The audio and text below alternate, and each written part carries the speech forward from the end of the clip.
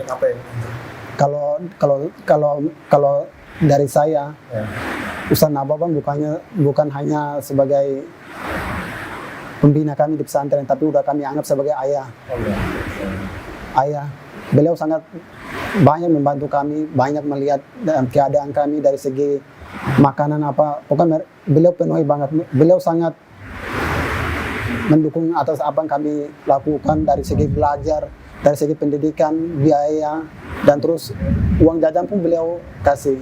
Ya, dikasih. Jadi beliau sangat gratis semua. Iya, sangat idola banget, ya, luar biasa banget. Itu bisa dibilang bapak ideologis lah ya, Masya Allah ya. Jadi itulah mungkin hikmah dari Mustaqim ini nyantri di Anaba Center ya, Insya Allah. Nah, sekarang kita coba ingin tahu nih, bagaimana perjalanan kisah hijrah antum nih, Mas Mustaqim. Mungkin kan antum bisa dibilang keluarga dulunya satu agama non Muslim semua kan. Nah itu gimana ceritanya bisa satu keluarga Muslim dan antum bagaimana ceritanya? Terlebih antum gimana? Ya, pertama waktu selesai SMA, karena saya dikasih 3 pilihan, bingung. Asal dari mana? Saya asal dari Timor Leste. Timor Leste. Cuma hijrahnya di Kota Kupang, NTT. Kupang NTT. Itu di sana kan minoritas ya? Minoritas bang. Islam minoritas. Nah gimana? Lanjut silakan. Ya, sebelum saya dapat hidayah masuk Islam, saya dikasih 3 pilihan. Yang dimana karena saya orangnya suka gimana ya, mikir dan terus lihat keadaan di Kota Kupang mulai kurang baik dari segi pergaulan. Karena kalau saya memilih untuk kuliah di Kupang, saya rasa bakalan kurang baik. Dan yang kedua itu disuruh balik ke Timor Leste biar kuliahnya di sana. Saya mikir lagi karena di lain sisi bahasa Portu saya nggak bisa, bahasa Tetun juga kurang lancar. Itu menjadi dampak buruk buat saya. Di situ nggak ada jalan. Tiba-tiba kakak yang di Bandung pengen itu, kamu mau belajar nggak? Aku udah Islam. Ya, aku udah Islam. Udah Islam duluan. Ya udah Islam duluan, beliau udah Islam duluan. Terus dia tawarin, kamu pengen belajar nggak? Ya saya pengen. Cuma itu nggak ada niat mau pengen masuk Islam, karena itu belum tertarik sama Islam banget. Karena saya belum. Kenapa belum tertarik pada saat itu? Ya karena belum ada. Tapi ada pandangan apa terhadap Islam pada saat itu? Karena dulu salah satu saya gimana ya? Karena saya dulu di Kupang salah satu anak yang suka bergaul, dan terus emang teman-teman saya banyak yang Islam. Islam dan mereka itu ya seperti kami, apa aja disantap, apa aja dilakukan. Makanya dari situ saya apa bedanya Katolik sama itu, ya karena saya punya makan itu juga makan. Iya, bukan makan itu lagi, kayak minuman itu kami sering bareng, dan terus apa itu udah itu. Jadi disitulah saya bilang kayak nggak ada bedanya di Islam sama itu deh. Disitulah kalau saya bilang itu udah tadi sini masuk Islam. Saya bilang saya nggak pengen deh. Saya nggak pengen, kenapa? Saya udah tahu teman-teman saya waktu di Kupang itu gimana. Dari saya paham lah, saya sama aja deh, nggak beda jauh. Disitulah nggak ada niat itu, kurang lebih setahun lah saya nganggur. Saya nggak ngapa-ngapain di Kota Kupang aja, nggak ada kerjaan. Sempat kayak ngojek buat itu. Buat nyambung hidup gitu ya? Buat nyambung hidup gitu. Baik. Ya kan udah selesai sekolah, nggak ada lagi, nggak mungkin itu orang tua kasih duit lagi buat apa. Jadi udah setahun itu ngojek, terus kayak bantu-bantu teman di bengkel, teman punya bengkel, bantu. Gitu aja. Jadi kurang lebih setahun nganggur, tiba-tiba bapak tawarin lagi, kau pengen belajar nggak? Bapak tawarin lagi kayak gitu. Tiba-tiba dikenalin sama almarhum Bapak Jainuddin. Dari beliau lah saya disyahadatkan, dan berulah mungkin itulah saya dapat hidayah dari beliau mungkin. Gimana? Jadi saya dipertemukan sama Pak Jainuddin. Beliau tinggal di Kupang Barat, di Kota Kupang. Saya diperkenalkan sama beliau, terus ngobrol tentang ini. Beliau juga mungkin kurang paham tentang agama, cuma kata-kata beliau itu banyak yang ngangkut gitu, kayak musuh di apa. Ya, karena beliau juga udah banyak sangat banyak bantu teman-teman dari timur yang masuk Islam, dan terus banyak kayak Ustadz Orlan, Ustadz kayak Kak Nisa, beliau cerita juga. Disitulah mulai tertarik tentang Islam. Pertanyaan apa yang antum ajukan? Mungkin apa penjelasan pada saat itu, Ustadz? Karena beliau pakai bahasa kayak bahasa Timor Leste, ya, jadi itu mungkin itu. Beliau bilang Bapak udah banyak bantu kakak-kakakmu yang di timur, banyak kan udah sekolah tinggi. Dari situlah banyak orang yang bantu. Sekarang udah banyak dorong adik-adik buat sekolah. Kamu nggak pengen pengen belajar di itu. Nanti Bapak yang bantu kamu dari sekolahmu di mana secara itu. Beliau di situ beliau kasih saran kayak gitu. Awalnya nggak tertarik, belum juga tertarik. Masuk Islam. Ya belum tertarik. Tapi lihat lagi keadaan, masa saya gini-gini aja pikirnya, saya gini aja. Pas sorenya itu saya diajak lagi sama Bapak langsung ke kota Kupang Barat. Kupang Barat, tapi itu belum niatnya mau syahadat. Cuma pengen jalan-jalan atau pengen itu. Pas nyampe sana ketemu lagi santri dari sini pulang terus ngobrol kayak gitu. Oh, ngobrol sama santri yang udah muslim gitu. Ngobrol.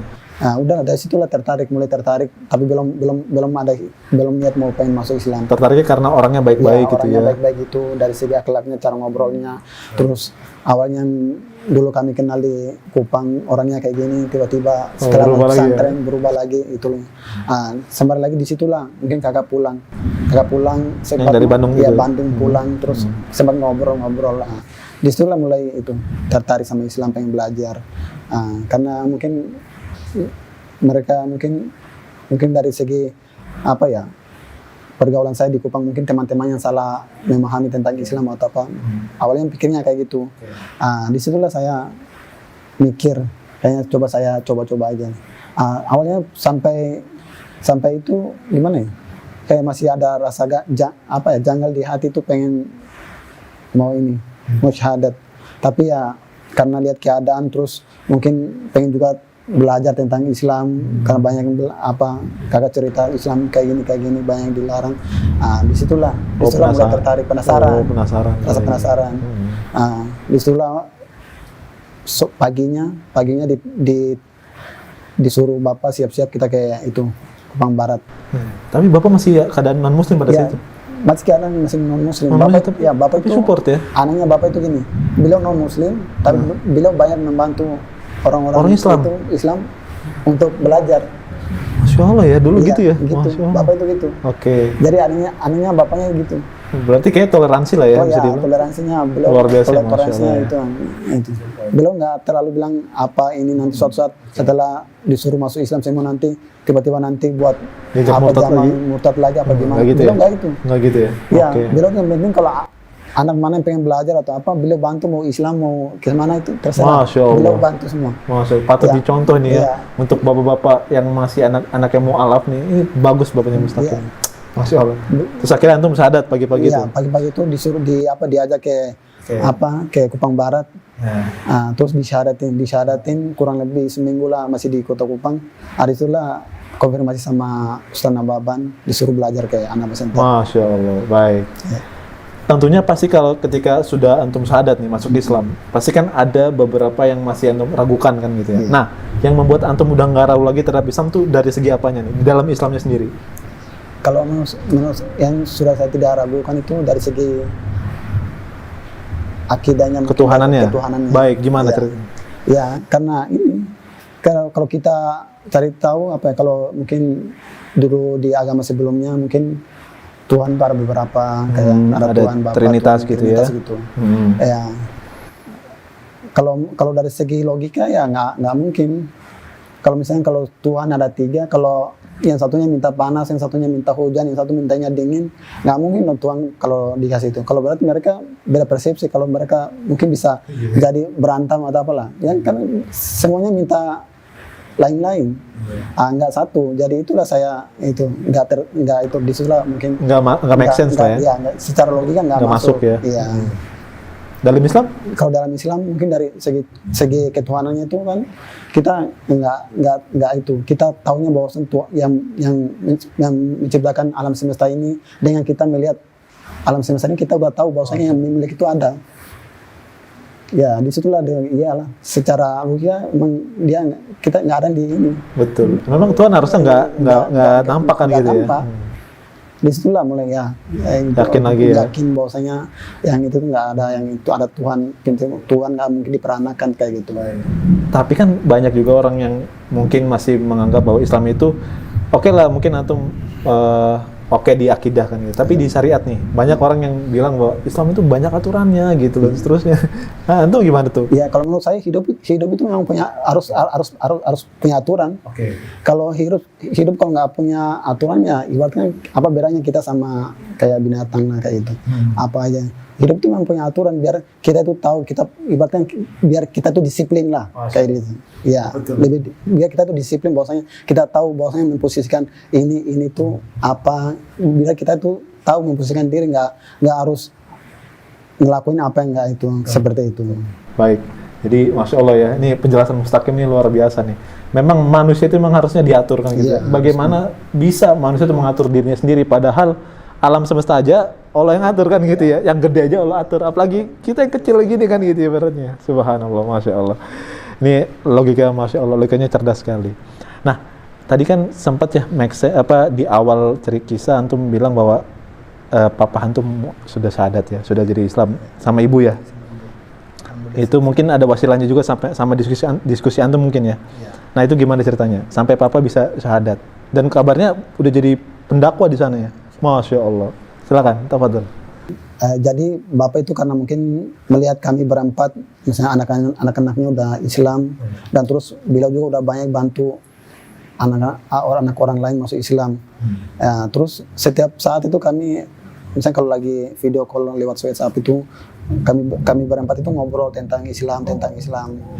Disitulah itu salah satu mungkin itu ya, bapak dorong kami masuk Islam tapi belum ada niat pengen masuk Islam. Terus ketawa kayak gitu. Oke, sambil bercanda gitu ya. Bercanda. Cuma mungkin karena di lain sisi karena beliau kan salah satu gimana ya? Pembesar agama sebelumnya. Oke. Dan terus beliau lah salah satu ibaratnya di sana di rumah itu salah satu kayak patung rosario. Itu beliau dulu ajukan ke orang untuk dapat itu. Disitulah mungkin dari segi apa ya, toleransi atau dari apa mungkin nggak enak sama yang lain gitu ya. Jadi beliau belum tertarik. Di lain sisi terus adalah mungkin kata-kata saya, mungkin teman-teman saudara-saudara yang itu bilang, bapak banyak bantu kami anak orang masuk Islam, kami pun udah masuk Islam. Bapak nggak ada niat pengen masuk Islam. Nanti kalau keburu mati atau keburu apa gimana? Di situ belum mikir apa ya, malam belum mikir, pagi-paginya tiba-tiba nelpon. Saya bapak mau masuk Islam, tapi gimana jalannya katanya, gimana caranya. Disitulah mungkin kata-kata itu yang beliau itu dari situ beliau itu minta masuk Islam. Dari situlah saya langsung kabarin Ustadz Nababan, disuruh dibawa ke sini sama ibu. Kalau ibu kan orangnya kayak ikut-ikut aja ya, belum kalau misalnya dari kepala keluarganya udah masuk, ibunya langsung ya. Disitulah bapak disuruh ke anak ya. Tapi bapak pas syahadat itu bukan bapak sendiri sama ibu aja, ada lagi sama tetangga. Tetangga banyak. Jadi Masya Allah. Kalau kurang lebih berapa? 7 orang atau 11 orang datang buat syahadat. 11 orang? Iya. Dan langsung disyahadat sama duta besar Arab Saudi. Allahu Akbar, Masya Allah.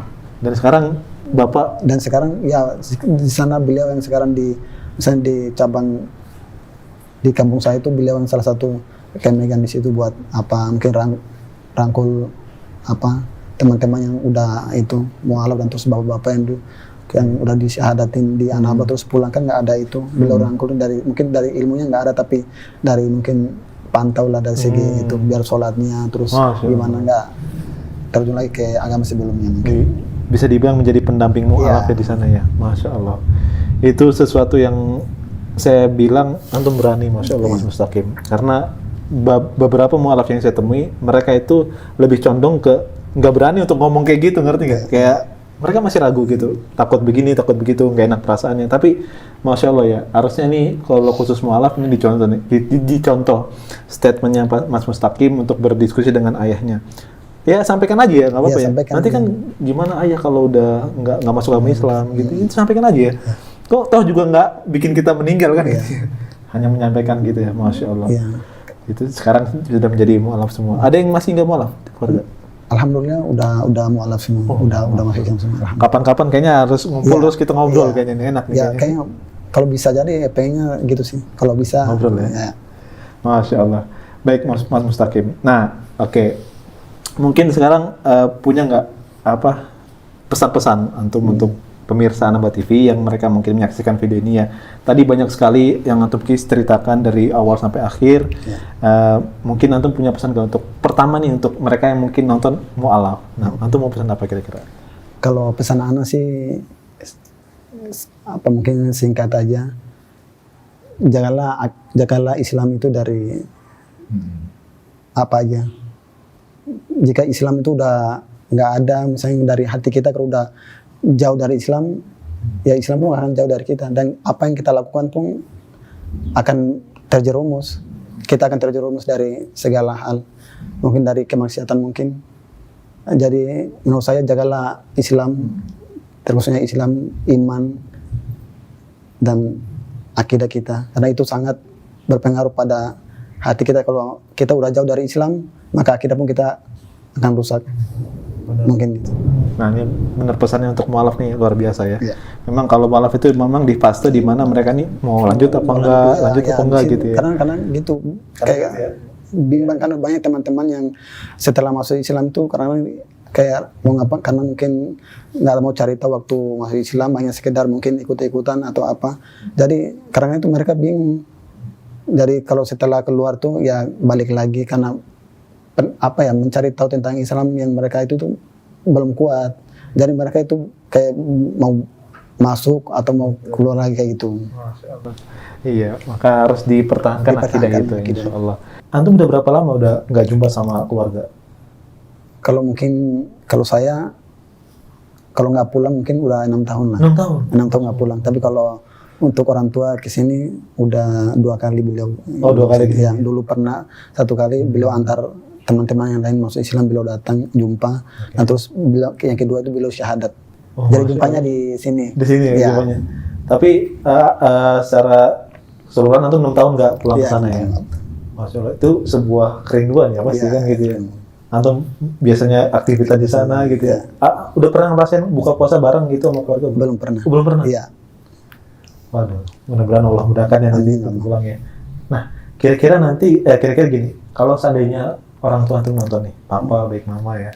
Nah ini kira mau pesan apa sih kira-kira? Mau ngomong apa gitu? Ya, kalau mungkin pesan saya, semoga baik-baik, semoga baik-baik, dari mungkin diberi kesehatan selalu, semoga akidah Islamnya istiqomah. Amin. Jadi pokoknya itulah mungkin kalau dibilang sih rasa rindunya itu banyak banget. Ya di sisi pengen dekat sama orang tua, pengen ngobrol apalah banyak tentang itu. Pasti ya. Ya. Anda bisa lihat dari apa raut wajah antum ya, bahwa antum memang rindu ya. Tapi memang laki-laki tuh biasanya nangis tuh jarang gitu ya. Karena harus kuatkan gitu. Nah gitu buat om tante yang mungkin nonton juga, salam dari saya Dok Fatih. Insya Allah Mustaqim ini di sini belajar dan juga pasti juga bermanfaat juga untuk om tante. Baik, nah sekarang mungkin pesan untuk kaum muslimin yang mungkin mereka sudah dapat hidayah duluan lebih dari antum nih. Karena mungkin banyak juga ya oknum, mungkin ini nggak bilang semua, mereka menganggap bahwa Islam itu ya sesuai dengan apa yang kita inginkan. Bahwa perintahnya ini kita ambil, ini perintahnya enggak, ini kayaknya nggak sesuai nih, enggak gitu. Nah itu banyak sekarang tuh bertebaran di mana-mana ya pemahaman seperti itu. Jadi Islam harus biasa-biasa aja. Nah ini kan mungkin ada kaitannya juga dengan Islam yang kafah nih kan gitu ya. Nah silakan pesan antum untuk kaum muslimin yang mereka sudah dapat hidayah yang masih berpikiran seperti itu. Kalau mungkin kaum muslimin